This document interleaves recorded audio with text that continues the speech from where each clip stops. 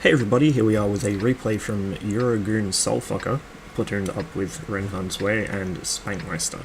Now, he's playing the T-54 Lightweight. You may remember I did a video of this when it first hit the test server, and I pretty much panned it.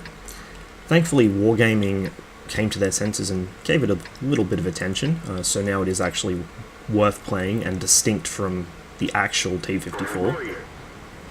It goes a little faster, which is always a good thing for a light tank. And before we actually get into the action here, it's worth noting that you may notice the camera zoomed all the way out. Well, I would hope you would notice the camera zoomed all the way out. That's not me doing it, that's just how Soulfucker plays apparently. And you'll notice when I do upload replays from different people, some of us play zoomed right in on our tanks, some people play zoomed in so far all you can see is their gun barrel, some play zoomed all the way out like they're in arty mode. Now, I think there's a couple reasons for this. Personally, I play zoomed in at the level I do and very seldom zoom in or out, because first of all, I just like to admire my tank, and second of all, it gives me a better sense of the lay of the land because I'm so close to the ground I can see it, which is, I think, very valuable in things like the Centurion, the Wheezy 120, and just being able to figure out what terrain I can use to be an asshole. Whereas playing zoomed out like Soulfucker is here gives you a better sense of which tanks are where and what they're looking at. You know, you can see over hills and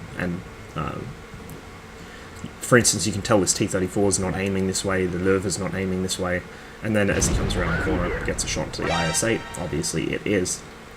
So it comes down to a matter of personal preference, I think, and of course there are people who will zoom in and out depending on the situation, which is probably the best option, but the rest of us are just lazy.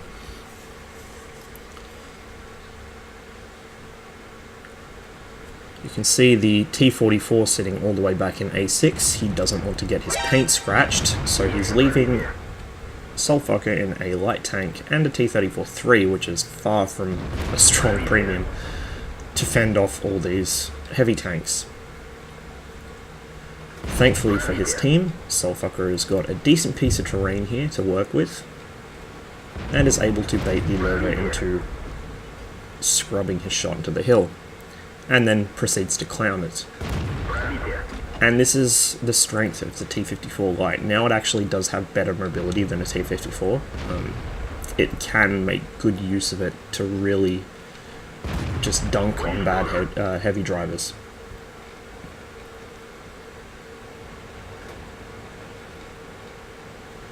So with the Löwe dead, the T-34 seems reluctant to push, and the IS-8 doesn't want to move out because he now is being focused by all of the shit in front of him. Worth noting, if you take a look at the minimap, part of Soulfucker's team has actually pushed across the bridge, a KV-5 and an IS-8, and the enemy heavies are also down fighting with them. So it'll be interesting to see the outcome of that little fight. Normally crossing that bridge is suicide, but we'll see if Soulfucker's team gets away with it.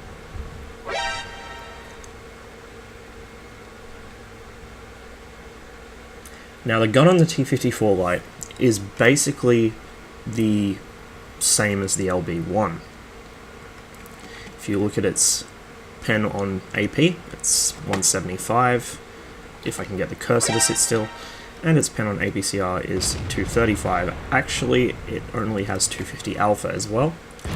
So, for all intents and purposes, this gun is the LB1, which is the stock gun now on the T-54, I think, or the first upgrade gun, the one that you have when you come from the T-44 at any rate, so you should have it. Soulfucker does trade away 453 hit points there to get a hit on the IS-8, but he knows that he can get away with it. So far, the match is going so-so. Those tanks down south did indeed end up rolling over and dying, as is the nature of a south push on this map. Soulfucker is already up to 3,000 damage in his light tank.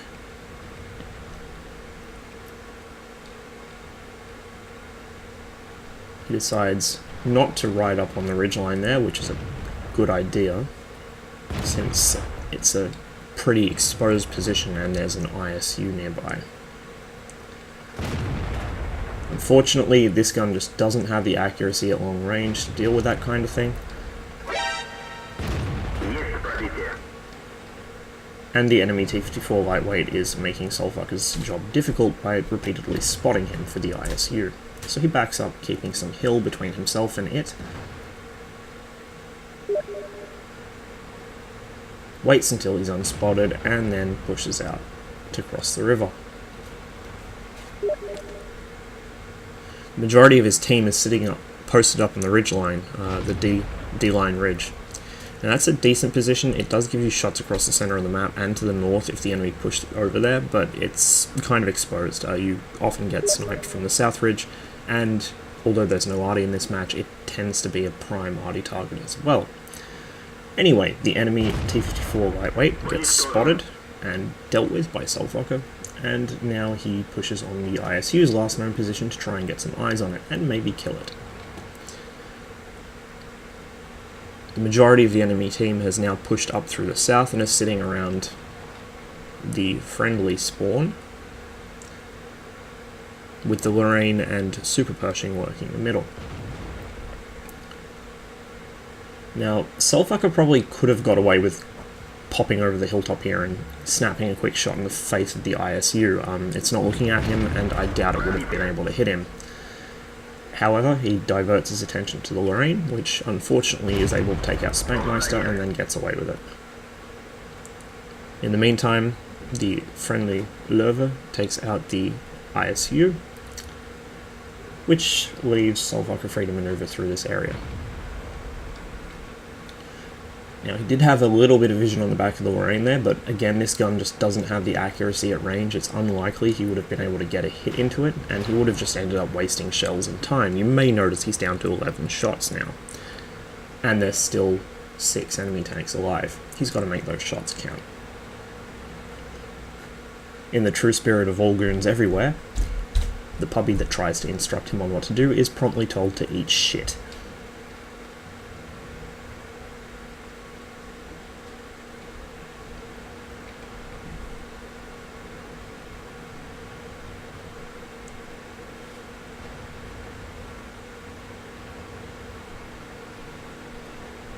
Super Pershing seems like a prime victim here, if the Löwe doesn't get him first.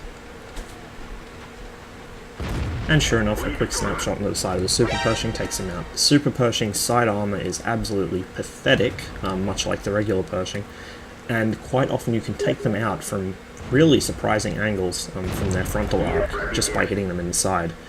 Don't side scrape in a Super Persh, it doesn't work. Soulfucker is able to then finish off the T-25-2 with a blind shot, knowing it wasn't likely to go anywhere in a hurry. He's now up to 6 kills. That's a top gun on a tier 8 light tank in a tier 9 match. I think most people would be happy with this match at this point, with just shy of 4k damage as well, but he's not happy with that. He wants to get some more. Obviously, this is to the consternation of the friendly Löwe, who wants to cap out for a win. There's no need. It's pretty easily handled. The 4502 gets baited into coming over the ridgeline. He does get one shot in, but that one shot is going to be his only. The 4502 is pathetically slow at maneuvering and is just unable to defend itself from light tanks at close range. If that guy had any sense, he wouldn't have charged into that engagement, because he had absolutely no chance of winning it unless he'd managed to ammo rack Soulfucker on the way up. The enemy IS-3 is the last thing left and is trying for dear life to cap fast. He's actually sitting behind a wreck there, but that's not going to help him any. Soulfucker takes a moment to make sure he's aiming below the storage bins on the side of the IS-3, below the curved armor plates of the side. Very important detail. If you have a shot at the side of an IS-3, especially if you have a low pen gun, always aim low. And he cleans up with about 5,000 damage, taking into account the blind shots there, and 7 kills, which is a good game in any tank, but a very good game in a light tank. I think this serves to demonstrate the capabilities of the T-54 lightweight somewhat. Obviously, being a light tank, it just can't take the hits that a T-54 can take, a real T-54, but it does have the mobility now to really be an annoying little asshole if you let it. These things are a serious pain if they get into a good position and can put out a lot of damage very quickly.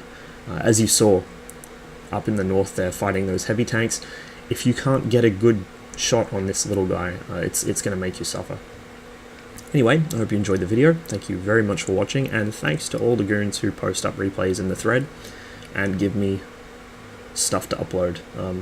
It's always fun watching stuff from other people. You know, it's a bit of a learning experience, see how other people play the game, what kind of things they do, and so I enjoy it, and I think it's quite helpful. It's made me a better player, and I hope it's improving you guys' skills as well.